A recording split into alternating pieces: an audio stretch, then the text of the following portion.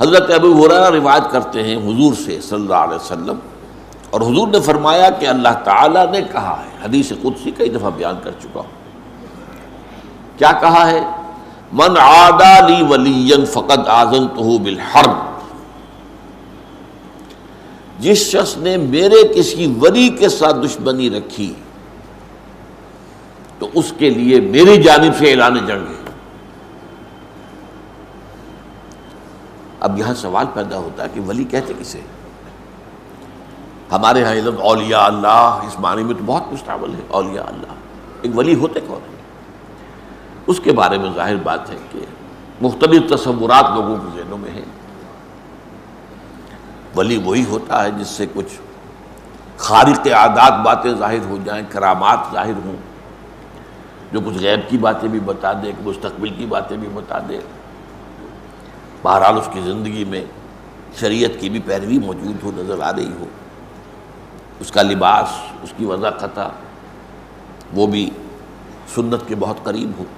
یہ تصورات ہمارے ذہنوں میں ہیں، ٹھیک ہے، لیکن سب سے پہلے گہرائی میں سمجھیے ولی ہوتا کون ہے، اور اس سے بھی پہلے یہ کہ یہ جو ولایت کا رشتہ ہے یہ یک طرفہ نہیں ہے۔ اللہ اہل ایمان کا ولی ہے اور اہل ایمان اللہ کے ولی ہے، یہ دو طرفہ معاملہ ہے۔ اللہ اہل ایمان سے محبت کرتا ہے اور اہل ایمان اللہ سے محبت کرتا ہے، دو طرفہ معاملہ ہے۔ تو ولی کو سمجھنے کے لیے میں نے جو آپ کو دو آیتیں سنائی ہیں، ایک سورہ بقرہ میں آیت الکرسی کے فوراً بعد جو آیت آئی ہے، اللہ ولی الذین آمنوا یخرجہم من الظلمات الی النور، اللہ تعالیٰ اہل ایمان کا ولی ہے، دوست ہے، ساتھی ہے، مددگار ہے، پشت پناہ ہے، یہ سارے الفاظ جمع کر لیں آپ تو لفظ ولی بنے گا۔ اللہ ولی الذین آمنوا، اللہ ولی ہے اہل ایمان کا، اور اس کا ظہور کیا ہوتا ہے؟ یخرجہم من الظلمات الی النور، وہ نکالتا رہتا ہے اہل ایمان کو تاریکیوں سے نور کی طرف۔ یہ تاریکیوں سے نور کی طرف آنا یہ کوئی ایک سڈن ایکٹ نہیں ہے، یہ تدریجی ہے، گریجول ہے۔ اس کا آغاز تو اسی سے ہو جائے گا جب کسی شخص نے زبان سے کلمہ شہادت ادا کیا، اشہد ان لا الہ الا اللہ وحدہ لا شریک لہ واشہد ان محمدا عبدہ ورسولہ صلی اللہ علیہ وسلم، یہاں سے وہ رشتہ شروع ہو گیا۔ لیکن اس رشتے میں پھر ترقی ہوتی ہے، یہ آگے بڑھتا ہے تدریجاً۔ اسی طریقے سے وہ ایک ظلمت میں سے نکل کر تو نور میں آ گیا، کفر سے، شرک سے، لیکن پھر اس کے بعد ابھی تو اور بہت سے پردے ہیں جنہیں چاک کرنا ہوگا، جن میں سے نکلنا ہوگا اور اس نور کے اندر اضافہ ہوگا، جیسا کہ سورہ تحریم میں فرمایا ہے کہ قیامت کے دن جو اہل ایمان ہوں گے ان کا نور ان کے آگے اور داہنی طرف بہتا ہو، جو دوڑتا ہوگا، اب وہ کہیں گے ربنا اتمم لنا نورنا واغفر لنا انک علی کل شیء قدیر، پروردگار ہمارے لیے ہمارے اس نور کو کامل فرما دے۔ اس کی وجہ کیا ہے کہ دنیا میں ایمان میں سب برابر نہیں تھے، ایک ایمان ابو بکر صدیق کا تھا، ایک عام صحابی کا تھا، ایک ہم میں سے کسی کا، زمین و آسمان کا فرق ہو جائے گا۔ اسی ریشیو پروپورشن سے نور ملے گا میدان حشر میں، جبکہ کہیں نور نہیں ہوگا، اندھیرا ہوگا، دھوپ اندھیرا، اور پل صراط پر سے گزرنا ہے جس کے نیچے جہنم ہے، ذرا ٹھوکر کھائی اور گئے اور گر گئے۔ اس کا نقشہ جو ہے سورہ حدید میں کھینچا گیا ہے کہ اہل ایمان تو گزر جائیں گے، ان کے پاس نور ہوگا سامنے بھی اور داہنی طرف بھی، سامنے نور ایمان کا ہوگا، داہنی طرف اعمال صالحہ کا۔ منافقوں کے پاس ہوگا نہیں، دنیا میں وہ ان کے ساتھ تھے، کوئی نور نہیں ہوگا۔ اور وہ اہل ایمان سے کہیں گے انظرونا نقتبس من نورکم، بھائی ذرا آرام سے ٹھہر ٹھہر کر چلو، تمہاری روشنی سے ہم بھی فائدہ اٹھا لیں، ہمارے پاس تو نہیں ہے۔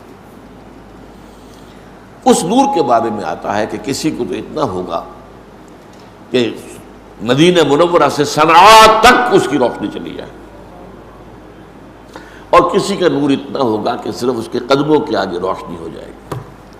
اب یہ بھی اس دن بہت خوش قسمت ہوگا، گویا کہ جنگل میں چلتے ہوئے کسی کے ہاتھ میں ٹارچ تو ہے نا، وہ بہت دور تو روشنی نہیں جا سکتی، نہیں قدموں کے آگے تو پتہ ہے نا کوئی گڑھا ہے یا نہیں ہے، کوئی سانپ تو نہیں بیٹھا، یہ تو نظر آ جائے گا۔